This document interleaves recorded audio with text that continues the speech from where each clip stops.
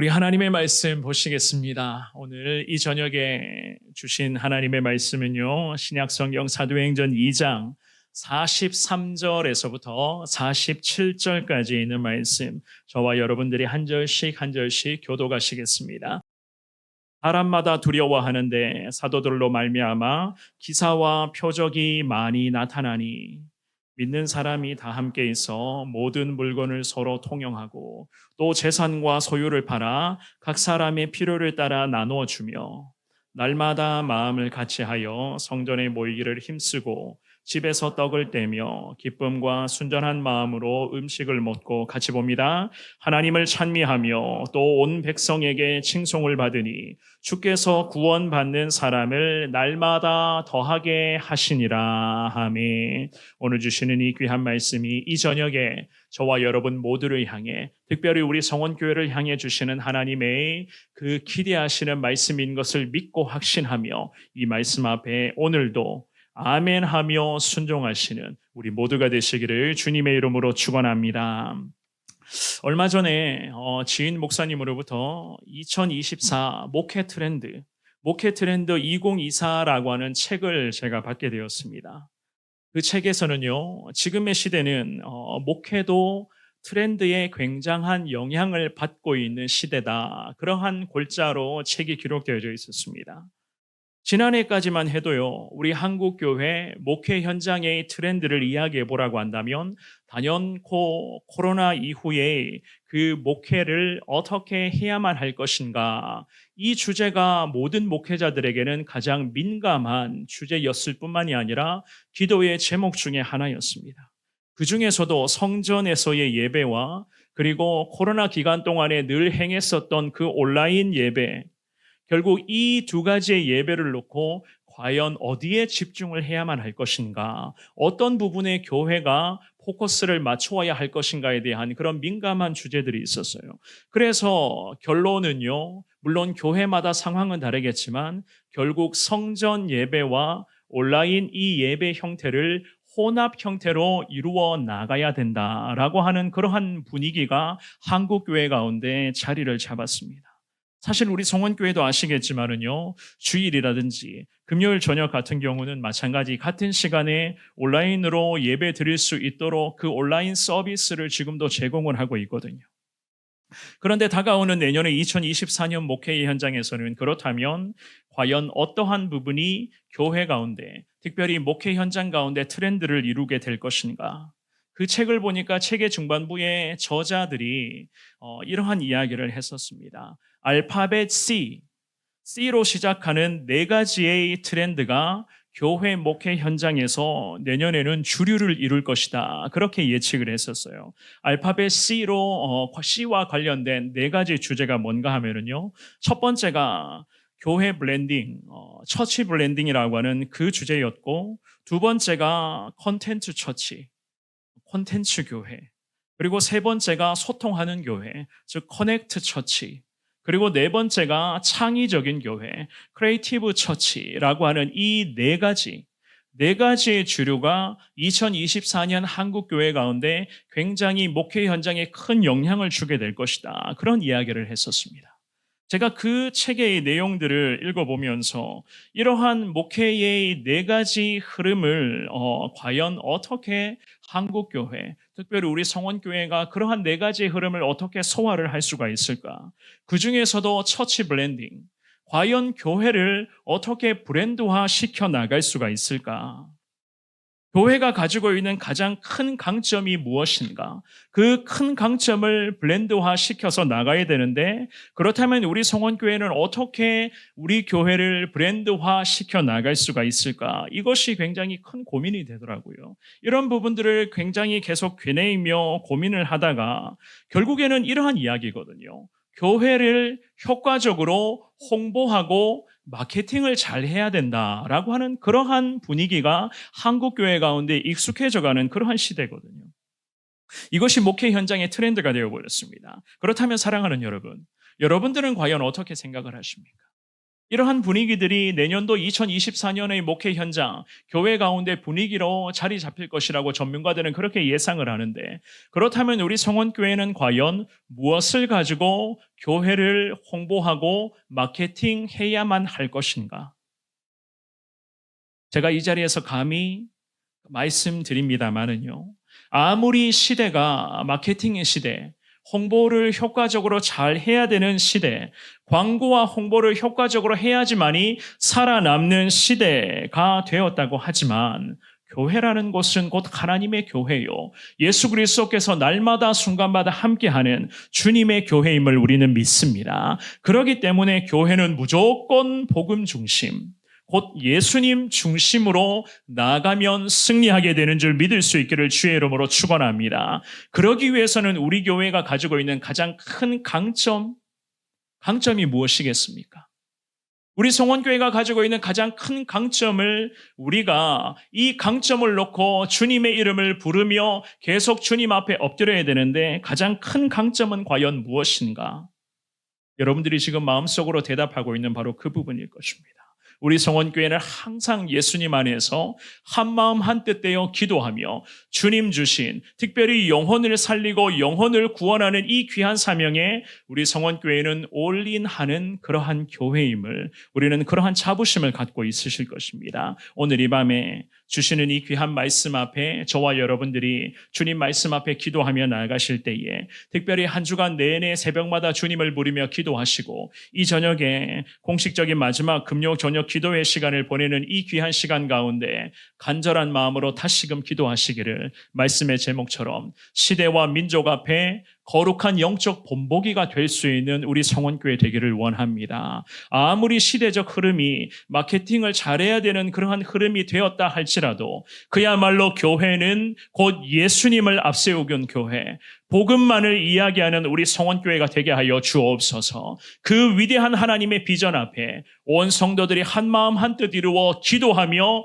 이 주님 주신 사명을 잘 감당케 하여 주옵소서. 주님 앞에 오늘 이 저녁에 두 손 모아 간절히 기도하시며 시대와 민족 앞에 거룩한 영적 본보기가 되는 우리 교회 되게 하여 주옵소서. 주의 은혜를 사모하시는 여러분 모두가 되시기를 주님의 이름으로 축원합니다. 우리는 오늘 주신 귀한 말씀을 통하여서 하나님의 마음을 세 가지로 구분해서 간단하게 살펴보기를 원하는데요, 그 중에서도 첫 번째입니다. 본보기가 되는 교회가 되기를 위해서는요, 예수님 복음만을 앞세우는 교회인 것을 저와 여러분들이 항상 증명하셔야 돼요. 이 예수님만 앞세운다는 것을 우리가 증명해 가야만 한다는 겁니다. 우리가 읽었던 이 본문의 말씀에서 베드로와 11 사도를 통하여서, 특별히 오순절에 그런 성령 강림을 경험했었던 많은 주님의 백성들을 통하여서 예루살렘 도성 안에는요, 수많은 기적과 역사가 계속 연이어 나타났었습니다. 월요일부터 우리가 오늘 금요일 새벽과 이 저녁까지 사도행전 2장의 말씀을 집중해서 지금 살펴보고 있잖아요. 오늘 이 본문의 말씀에서도 마찬가지지만은요, 초대교회의 성도들, 그 중에서도 성령의 강한 임재를 경험한 사람들의 모습을요, 목격하고 있었던 예루살렘 도성 안에 많은 백성들이 있었습니다. 그 많은 백성들에게 동일한 현상이 나타나고 있었는데 어떠한 현상인가? 43절 말씀에서는 이렇게 말하고 있습니다. 본문의 43절을 한 번 더 읽어보겠습니다. 자, 시작. 사람마다 두려워하는데 사도들로 말미암아 기사와 표적이 많이 나타나니. 아멘. 사람마다 두려워하는데, 그렇습니다. 예루살렘 도성의 수많은 사람들에게 두려움의 현상이 가시지를 않고 있었습니다. 사람마다 두려워하는데, 이 말씀에서 사람마다라고 하는 이 구절은요, 44절 말씀에 기록되어져 있는 믿는 사람과는 반대되는 개념이라고 생각하시면 될 것 같습니다. 무슨 의미냐? 예루살렘 도성 안에 있었던 수많은 사람들 중에서 여전히 믿지 않고 있었던 사람들, 아직도 예수님의 복음을 거절하고 있었던 사람들, 예수님의 그 복음을 통하여서 성령의 강한 역사가 나타나는 그 은혜의 현장에 멀찍이 서서 그냥 멀뚱히 바라만 보고 구경만 하고 있었던 그 모든 사람들을 의미하는 구절이 바로 43절의 첫 구절, 사람마다 두려워하는데 그들의 모습이었습니다. 그런데 그들에게 두려움의 현상이 임했다고 성경은 그렇게 말씀하죠. 즉 모든 영혼들에게 두려움이 되고 있었더라, 이런 뜻으로서 해석을 합니다. 무슨 의미인가 하면은요, 공포심 때문에 그들이 두려웠다는 것이 결코 아니었어요. 공포심 때문에 무서워서 두려웠다, 이런 의미가 아니었습니다. 오히려 그들 마음에 오순절 성령 강림의 역사와 함께 지금까지 경험해보지 못했던 놀라운 일들이 교회와 성도들로부터 계속 나타나고 있었던 것을 저들이 목격하고 있었습니다. 이러한 현상 때문에 먼발치, 즉 예수님의 복음을 여전히 거부하고 있었던 사람들의 마음에 두려움의 현상이 떠나가지를 않고 있었던 것이었습니다. 그들이 사도들의 가르침을 받고 서로 함께 교제를 나누며 더욱이 교회를 중심으로 성도들이 함께 기도하는 데에 집중하는 모습들을 교회 밖에 있는 사람들이 계속 쳐다보고 있었어요. 아직도 예수님을 믿지 않는 사람들, 복음을 거절하는 사람들이 기도하는 백성들의 삶의 모든 순간들을 계속 구경하고 있었습니다. 존경심이 생겨나게 되었고, 경외하는 마음도 생겨나게 되었고, 때로는 어떤 사람들은 영적인 호기심을 가지기를 시작을 합니다. 그런데 그런 모든 것들이 복음을 거부하는 자들에게는 여전히 큰 두려움의 영역이었던 것이었어요. 그래서 43절 말씀을요, 현대어 성경에서는 이 구절을 이렇게 번역을 해놓았거든요. 우리 이 말씀을 같이 한번 읽어볼게요. 현대어 성경의 번역입니다. 자, 시작. 사도들을 통하여 놀라운 일과 기적이 많이 나타나자 사람들은 모두 하나님을 두려워하게 되었다. 아멘. 사람들이 모두 누구를 두려워하게 되었다고요? 살아계신 하나님을 두려워하게 되었다. 성경은 그렇게 말씀을 합니다. 사도들을 통하여 예수 그리스도의 복음의 기적이 일어납니다. 그런 기적들은 성령의 강림을 통하여서 굉장히 강한 역사로 나타났습니다. 한 번도 쳐다보지도 구경하지도 경험해보지도 못한 기적들이 연이어 나타나자 복음을 거절하는 사람들의 마음에 하나님, 살아계신 하나님을 두려워하게 되는 이러한 일들이 지금 생겨나고 있었던 것이었습니다. 이 본문의 말씀에서 사도들을 통하여서, 사도들은 누구입니까?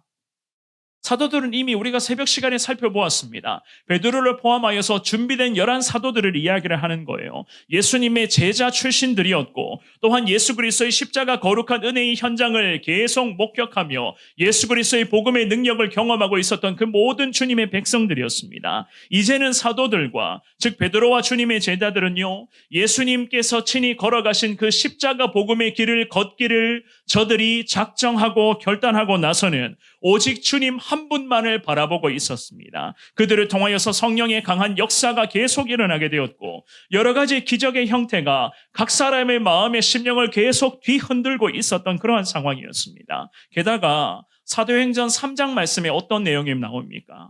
성전에서 안진뱅이가 일어나게 된 기적이 곧장 나타나게 된 것을 3장 1절 말씀부터 쭉 기록을 하고 있거든요. 놀라운 일들이 연이어 계속 이 예루살렘 도성 안에 성령의 능력으로 말미암아 믿음의 사도들로부터 계속 생겨나고 있었습니다. 이 모든 것은 오직 예수 그리스도의 그런 십자가 피 묻은 복음에 의한 성령 하나님의 강한 역사하심이었어요. 이 현상을 복음을 거절하는 사람들이 계속 지켜보고 있었는데 그들의 마음에 하나님이 두렵다, 저들이 믿는 하나님이 너무나 두렵다라고 하는 이 생각이 사라지지를 않고 있었던 것이었습니다. 기도의 목소리, 하나님을 찬송하는 소리, 하나님께 예배드리며 믿음의 백성들이 한 마음으로 아름다운 주님의 이름을 부르며 기도의 자리를 지켜내는 그 모든 과정에서 나타나는 기적, 영혼이 살아나는 역사, 한 번에 3,000명이 주님을 만나고 예수를 영접하게 되는 이 놀라운 역사가 이 자리에서 나타나는 그 현상 앞에 아직도 복음을 거절하는 자들이 하나님을 두려워하게 되었다고 성경은 그렇게 말씀을 합니다. 사랑하는 여러분, 우리 교회도 마찬가지예요. 날마다 주님 앞에 기도하며 우리 주님을 찬양하며 예배하며 또한 전도와 선교를 통해서 세상 사람들을 위해서 그들을 향해서 우리는 예수님 복음을 계속 전하고 있습니다. 과연 예수 그리스도의 복음이 아직도 복음을 거절하는 사람들에게 능력의 복음이 되게 하여 주옵소서. 저들이 예수 그리스도의 복음의 능력 앞에 살아계신 하나님을 두려워할 수 있게 하여 주옵소서. 주님 앞에 저와 여러분들이 기도하며 더 힘내어 충성해야 되는 것 아니겠습니까? 오늘 주신 이 귀한 말씀 앞에 오늘도 저나 여러분들이 아멘하며 순종하시되 예수 그리스도의 복음의 능력이 기도하는 태신자들에게 그리고 교회의 이 주변 지역에 살아가는 모든 영혼에게 또한 지역을 넘어 나라와 민족과 열방을 향해 예수 그리스도의 복음의 능력이 계속 전해지게 해달라 주님 앞에 기도하며 예수님 복음만 앞세우는 교회 될 수 있도록 주님 우리를 사용하여 주옵소서. 주님 앞에 두 손 모아 기도하시는 저와 여러분들 되시기를 주님 이름으로 축원합니다. 두 번째입니다. 예수님의 이름으로 섬김과 나눔을 실천하셔야 돼요. 반드시 예수님의 이름으로입니다. 내 이름이 아닌 예수님의 이름으로. 44절과 45절 말씀을 같은 목소리로 읽어봅니다. 44절 45절입니다. 시작. 믿는 사람이 다 함께 있어 모든 물건을 서로 통용하고 또 재산과 소유를 팔아 각 사람의 필요를 따라 나눠주며. 아멘. 이 44절 45절 말씀을 보시면 초대교회 성도들 특히 오순절 성령 강림의 역사를 강하게 경험했었던 믿음의 사람들이 공동체 즉 교회를 중심으로 다 함께 신앙생활을 온전히 이어가고 있었던 것을 알 수가 있습니다. 44절의 첫 구절에 믿는 사람이 다 함께 있어 성경은 그렇게 말씀을 합니다. 이 말씀의 구절은요 무슨 의미인가 하면 저들이 마치 이단의 집단처럼 가정과 가족들을 내팽겨치고 그냥 교회라는 곳에 아예 집단 생활을 했던 의미가 절대로 아닙니다. 이 구절을 반드시 유념하셔야 돼요. 이 구절에 있어서 믿는 사람들이 다 함께 있어라고 하는 이 구절의 뜻은요. 미완료 과거형으로 해석을 하거든요. 무슨 의미인가 하면 성도들이 당시에 교회를 중심으로 하여서 늘 함께 모이며 같은 기도의 제목으로 기도의 시간을 계속 이어가고 있었던 것이었습니다. 그러니까 단순한 저들의 모임은 일회성에 짙은 사교성의 그런 모임의 수준이 아니라 그렇다고 이단 집단에서 요구하는 그러한 가정을 내팽겨치고 가족을 멀리하고 그들 가운데 와서 먹고 자며 신앙생활 하라는 그런 의미가 아니라 그야말로 교회를 중심으로 하는 건강한 기도 모임, 주님 앞에 그런 예배를 통한 그런 영적 모임이 믿음의 백성들에게 계속 이어지고 있었던 것이었습니다. 예배와 기도를 통한 자발적 신앙의 모임이 예루살렘 초대교회의 은혜의 현장 가운데 온전히 이어지고 있었어요. 사실 그들은 그랬잖아요. 이전까지만 해도 명절의 기간마다 명절을 지키기 위해서 예루살렘 도성으로 모였었거든요.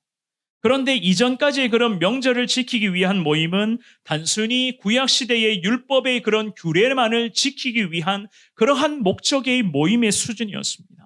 그런데 지금은 어떻습니까? 그 모임의 수준이 어떻게 되었어요? 이제는 예수 그리스도에 대한 즉 복음을 향한 갈망과 주님을 향한 믿는 믿음 때문에 저들이 이 자리에 모여서 결국에는 거룩한 영적 공동체를 이루어 다 함께 신앙생활을 하고 있었거든요.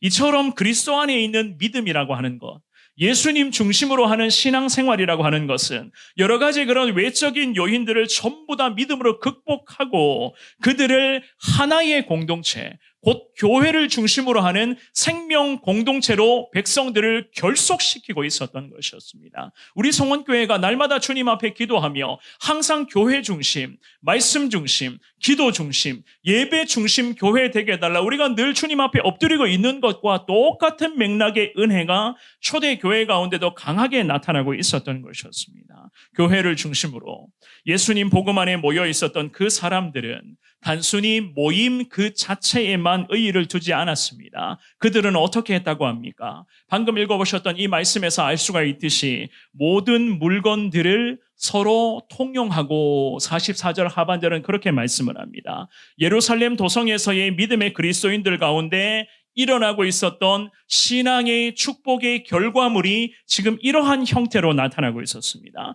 서로가 삶을 살아갈 때에 필요한 것들이 있고 서로가 원하고 있는 정말로 상대방에게 부탁하고 싶은 기도의 제목들까지도 다 있었겠죠. 그죠? 그러한 것들을 함께 나누며 같이 기도하며 필요한 것들을 함께 채워주는 이러한 은혜가 초대교회 가운데 예수님의 사랑이라는 이름으로 계속 행하여지고 있었습니다. 물건을 서로 통용하고 이 44절의 말씀, 이 말씀도 사실 마찬가지입니다. 자꾸만 이 말씀을 오역하는 세력들이 있거든요. 이 구절을 어떻게 오역하는가?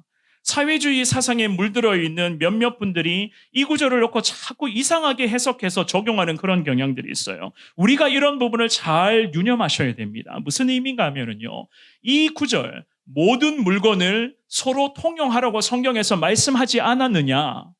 이 구절은요, 사회주의, 특별히 공산주의 사상을 옹호하는 그러한 말씀이 절대로 아닙니다.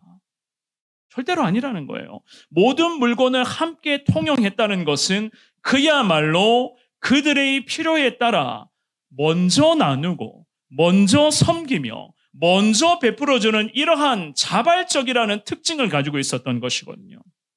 언제든지 교회 공동체 안에 그리고 성도의 삶의 속에서 영적 유익이 된다면 내가 먼저, 즉 내 스스로가 먼저 내놓았다는 거예요. 내 스스로가 먼저 나누었다는 겁니다. 그런데 이러한 모습들을 모든 물건을 서로 통용하고 이 구절을 가지고 자꾸만 사회주의적 사상, 공산주의적 같은 그런 똑같은 방식이 아니냐, 이렇게 삐뚤어지게 오역하며 해석하는 사람들이 있습니다. 사회주의 사상에 입각한 그 공산주의의 흐름은요, 강제적이라는 특징을 가지고 있어요. 그거 기억하셔야 됩니다. 자발적인 특징과 강제성이라고 하는 이것은 완전히 차원이 다른 이야기 아닙니까? 그야말로 초대교회 성도들은 자발적으로 섬기며 나누고 있었습니다. 지금도 그렇습니다. 공산권의 국가들은요, 삶에 있어서, 생활에 있어서 여러 가지 많은 부분들을 굉장히 강하게 통제받고 있는 그러한 모습들을 우리가 다 보고 있잖아요. 특별히 신앙생활, 신앙의 자유, 교회에서 예배드리며 기도하는 것과 같은 이러한 신앙의 자유는 공산주의 국가들은 지금도 철저하게 통제하고 있습니다. 그야말로 하나님을 예배한다? 참 어려운 그런 상황이겠죠. 그렇죠? 45절 말씀, 우리 45절만 한 번 더 읽어보겠습니다. 45절 시작. 또 재산과 소유를 팔아 각 사람의 필요를 따라 나누어 주며, 아멘. 이 말씀도 마찬가지예요. 자발적입니다. 자발적으로 자기 재산과 소유를 팔아 주변 사람들이 혹은 힘들어하거나 때로는 딱한 사정에 처해 있는 그 성도의 가정을 위해서 나누어 주었다는 그런 말씀입니다. 각 사람의 필요, 상대방이 지금 무엇을 필요로 하고 있는가? 내 주변에서 함께 나와 같이 우리 성원교회에서 신앙생활하고 있는 셀 가족과 성도들이 있는데 왜 저들이 유독 지금의 이 시기에 눈물로서 살아가며 하루하루를 힘겹게 보내고 있는가? 저들이 과연 무엇을 필요로 하고 있는가? 함께 우리가 저들의 슬픔을 나누며 같이 눈물 흘려주며 함께 기도하는 이 모든 과정들을 성경은 그렇게 말하고 있어요. 이 모든 것은 전부가 다 하나같이 자발적으로 그리고 예수님의 이름으로 행해지고 있었던 것이었습니다. 예수님의 이름으로. 사랑하는 여러분, 오순절의 이 성령 강림의 사건으로 인해서 하나님의 특별한 은혜를 경험했었던 사람들, 특별히 예수님 십자가 복음의 능력 앞에 완전히 압도된 성도들은 그야말로 자기의 것을 솔선수범하여 통용하였습니다. 통용하다라고 하는 오늘 본문의 44절의 말씀은 무슨 말입니까? 공동으로 소유하다라고 하는 그런 뜻의 단어거든요. 공동으로 소유하다. 그렇습니다. 자기 것만을 주장하지 않았다는 거예요. 자기 것만을 주장하지 않았다. 자기 것이라고 해도 만약에 성도 다른 사람이 이것을 필요로 한다면 기꺼이 예수님의 이름으로 베풀고 나누었습니다. 강제로 빼앗는다거나 압력을 넣어서 억지로 했었던 것이 절대로 아니에요. 철저히 예수님 안에서 자발적으로 섬기고 자발적으로 헌신하며 자발적으로 먼저 땀 흘리며 자발적으로 자기를 스스로 낮추는 삶을 살아갔었던 초대교회 성도들의 모습이었습니다. 우리 성원교회는 어떻습니까? 우리 성원교회는 예로부터 내려오는 신앙의 전통과 유산 중에 하나가 바로 예수님의 이름으로 나누고 섬김을 실천하는 그러한 교회, 그러한 전통을 가지고 있는 축복의 교회 아닙니까? 우리 예수님은 평생 섬기고 나누는 삶을 사셨습니다. 또한 많은 사람들에게 그저 예수님의 사랑을 베푸는 그러한 능력의 삶을 사셨고 십자가 희생의 사랑까지를 감당하시면서 우리 예수님은 마지막 순간에서까지 위대한 주님의 사랑을 다 쏟아내어 주셨습니다. 하지만 우리 예수님은 사람과는 달리 끝까지 자신을 드러내지를 않았고 자기 자신을 자랑하지도 않았고 자기 이름 내세우며 어깨에 힘주지를 않았던 것이었습니다. 우리 예수님 어떤 말씀하셨습니까? 마태복음 6장 말씀에 보면 이런 말씀이 있죠. 6장 3절 4절을 함께 읽어봅니다. 시작. 너는 구제할 때에 오른손이 하는 것을 왼손이 모르게 하여 내 구제함을 은밀하게 하라. 은밀한 중에 보시는 너의 아버지께서 갚으시리라. 아멘. 우리도 예수님의 이 복음적 정신을 온전히 잘 이어받아 예수님의 이름으로만 섬기고 예수님의 이름으로만 나누고 예수님의 이름으로만 베푸는 데에 부족함이 없는 우리 성원교회 모든 믿음의 백성들 되시기를 주님 이름으로 축원합니다. 마지막입니다. 예수님의 사랑으로 모이고 예수님 안에서 교제할 수 있기를 주의 이름으로 축원합니다. 예수님이세요. 결국 우리 예수님이십니다. 46절과 47절을 우리 함께 읽어보겠습니다. 46절 47절입니다. 시작. 날마다 마음을 같이하여 성전에 모이기를 힘쓰고 집에서 떡을 떼며 기쁨과 순전한 마음으로 음식을 먹고 하나님을 찬미하며 또 온 백성에게 칭송을 받으니 주께서 구원받는 사람을 날마다 더하게 하시니라. 아멘. 성령의 은혜를 경험했었던 초대교회 성도들은 날마다 성전에 모이는 유대인들의 전통적인 관습에 따라 계속 신앙생활을 온전히 주님 뜻대로 이어가고 있었습니다. 날마다 성전에 모여 마음을 같이 하였다. 또한 성전에 모이기를 힘썼다라고 하는 이 구절은요, 예루살렘 성전에서, 즉 주님의 교회에서 매일 정확한 기도 시간을 지키는 삶을 살았고 항상 주님 이름으로 예배하며 주님의 복음을 증거하며 삶의 현장에서 예수님의 이름으로 나누고 베푸는 데에 부족함이 없이 주님 앞에 철저히 순종을 행하고 있었던 것이었습니다. 왜냐하면요, 우리 주님이 자기에게 주시는 사랑과 능력이 너무나 크고 위대한 것을 저들이 매 순간 경험했기 때문에 그 받고 있었던 그 은혜와 사랑을 주체할 수가 없어서 계속 주님의 백성들이 예수님의 이름으로 나누고 베푸는 것을 아끼지를 않고 있었던 것이었습니다. 만약에 이 예루살렘 교회와 그리고 성도들 가운데 문제가 있었거나 혹은 불화나 다툼이 있었다면 이들이 날마다 성전에 모일 수 있었을까요? 이들이 날마다 성전에서 다 함께 마음을 같이하여 기도의 시간을 이어갈 수 있었을까요? 물론 기도는 했었겠죠. 그죠? 하지만 개인적으로 기도는 했었겠지. 날마다 교회에 모여 다 함께 기도할 수 있었을까? 그것도 성전에서 기도와 예배드리는 목적으로 모임 자체에 그들은 힘썼지만 만약에 저들 가운데 갈등이 있었다면 그랬을까? 그야말로 저들은 예수님 사랑 안에서 똘똘 뭉쳐 있었습니다. 서로가 먼저 섬길 줄 알았고 자기 자신을 낮출 줄 알았고 다른 사람을 세우는 데에 습관이 생겨나는 그러한 은혜가 저들 가운데 임하고 있었던 것이었습니다. 그야말로 기도의 자리에서 날마다 주님을 부르며 기도하는 데에 그 간절한 기도의 향연이 예수님의 복음을 거절하는 자들이 하나님을 두려워하리만큼 저들의 기도는 하늘을 찌르듯이 계속해서 주님께 올라가고 있었으니 우리 하나님이 얼마나 그 초대교회 성도들을 기뻐하셨을까요?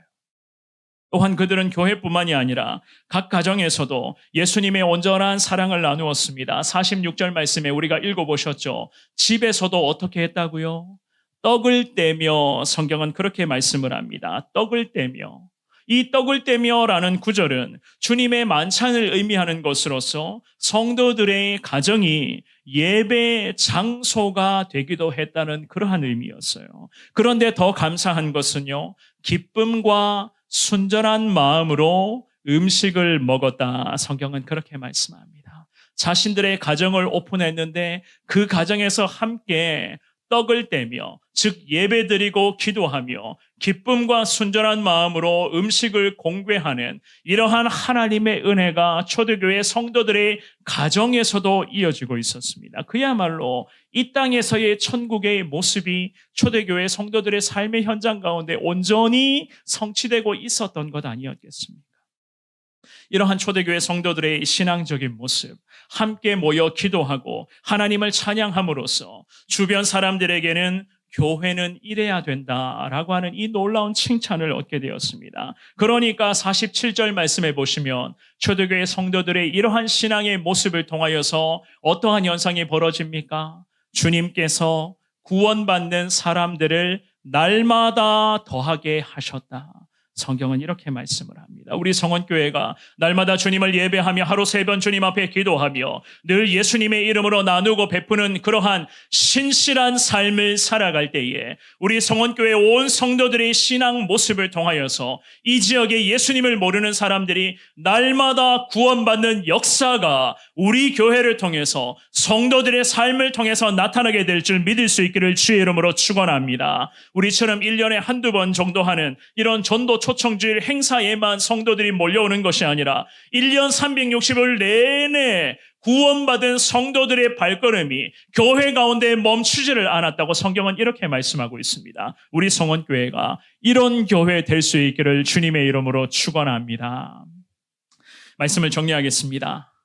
지금의 시대의 교회는요, 위기를 마주하고 있다는 그러한 이야기들을 참 많이 듣고 있습니다. 물론 저 역시나 이러한 이야기들에 전적으로 동의하는 한 사람인데요. 물론 교회가 함께 모여 예배 드리고 기도의 시간을 갖고는 있지만 보통 교회의 모습은 어떻습니까? 주일에 예배만 딱 끝나기만 한다면 사실상 일주일 내내 성도의 삶은 마치 교회하는 담을 쌓아 놓는 것처럼 그렇게 살게 되는 구조가 지금 대한민국 사회적인 구조 아니겠습니까? 우리 청년들의 삶은 어떻습니까? 오늘 찬양하고 주님 앞에 기도했었던 우리 청년들 얼마나 귀하고 축복된 청년들입니까? 오늘 여러분들 예배당에 들어오실 때 뭘 하나 다 받으셨죠? 받으셨어요?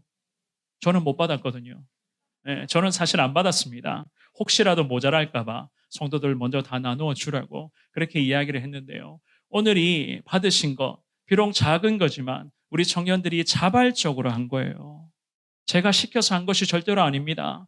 그렇다고 청년부 재정을 사용해서 이것을 구입한 것이 아니에요. 우리 청년 임원들이 각자 용돈을 나누어서 이 작은 정성을 준비하여서 우리 성도님들에게 우리 청년 공동체를 위해서 한 번 더 기도해 달라. 우리 성원의 청년들을 위해서 축복해 달라는 이 마음으로 저들이 자발적으로 섬긴 겁니다. 누군가가 압력을 넣었다거나 명령한 것이 절대로 아니에요. 여러분들 오늘 다 하나씩 다 받으셨죠? 이거 드시면 어떻게 하셔야 돼요? 갑절로 기도해 주셔야 됩니다. 더 많은 축복해 주셔야 돼요. 항상 격려해 주셔야 됩니다. 이 한쪽을 다 청년들이 다 채워 넣었어요. 그리고 저 중층에도 지금 늦게 직장 퇴근하고 온 청년들이 꽤 많이 앉아 있습니다. 하나님 은혜 아니겠습니까? 하나님께서 지금의 시대에 본보기가 되라고 하는 이 명령은요, 곧 우리 청년들과 우리 성도님들의 신앙생활의 이 모습을 주님은 지칭하시면서 우리에게 이렇게 말씀하시는 것인 줄 우리는 믿습니다. 한 주간 내내 특별 새벽 기도회와 오늘 이 저녁 기도회까지 우리 성도님들 정말 고생 많으셨습니다. 매 시간마다 부어주시는 하나님의 은혜가 얼마나 놀랍고 대단한지 그야말로 저 역시나 부족하지만 주님 앞에 기도하며 한 주간 내내 주님의 은혜를 찬양하며 주님 앞에 감사의 시간을 계속 지금도 보내고 있는데요. 오늘 주시는 이 귀한 저녁의 말씀도 다시금 여러분들 가슴에 분명하게 새기시되 과연 시대와 민족 앞에 본보기 역할을 할 수 있으면 얼마나 축복된 일인가. 하나님의 온전한 마음을 잘 새기시며 오늘 주신 이 귀한 말씀 앞에 우리 교회가 하나님 예수님만 앞세우는 교회 되기를 원하며 늘 예수님의 이름으로만 섬기는 교회 되기를 원하며 예수님 안에서 교제하고 예수님 안에서 자발적으로 먼저 손 내밀 수 있는 하나님의 교회 되기를 원합니다. 주님 은혜를 허락하여 주옵소서. 주님 앞에 간절하게 기도하시되 특별히 이제 모레 주일날 우리 교회를 방문하게 되시는 우리 새가족분들 많이 있으실 겁니다. 그 새가족분들을 하나님 보내주시는 새가족분들을 온전히 마음 다해 최선 다해 섬기며 그분들을 위해서 기도하겠습니다. 하나님 우리 교회를 통해서 믿는 사람의 수가 구원받는 사람의 수가 더 많아지게 하여 주옵소서. 주님 앞에 오늘 이 저녁에 다시금 두 손 모아 간절하게 기도하시는 여러분들의 복된 기도의 시간, 정말로 은혜의 시간 될 수 있기를 주님의 이름으로 축원합니다.